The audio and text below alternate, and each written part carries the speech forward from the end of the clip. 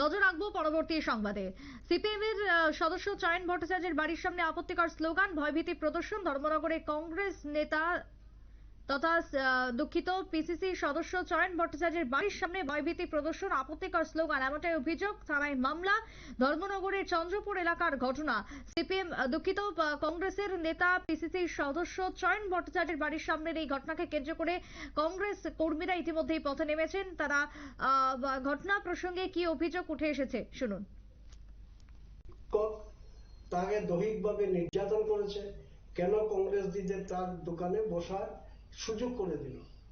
তারপর বাড়িতে এসে আমি সিসিটিভি ফুটেজ দেখলাম, সেখানে দেখলাম জোড়া 16 থেকে 17টা লোক সেখানে বাড়ির সামনে এসে, আশেপাশের মানুষরা ছিলেন, তারা দেখেছেন, এখানে স্লোগান দিয়েছে এবং আমাকে হুঁশিয়ার ইত্যাদি ইত্যাদি তারা স্লোগান সংগঠিত করেছে। ধর্মনগরের এক অদ্ভুত পরিস্থিতি তৈরি হয়েছে। আপনারা দেখেছেন ধর্মনগরের সাধারণ মানুষের, আমরা যারা রাজনৈতিক কর্মী আমাদের কথা বাদই দিন, সাধারণ মানুষ দৈনন্দিন তার জীবনের জীবিকার প্রশ্নে কোনো কিছু বলার সুযোগ নেই, কাউকে পাচ্ছে না।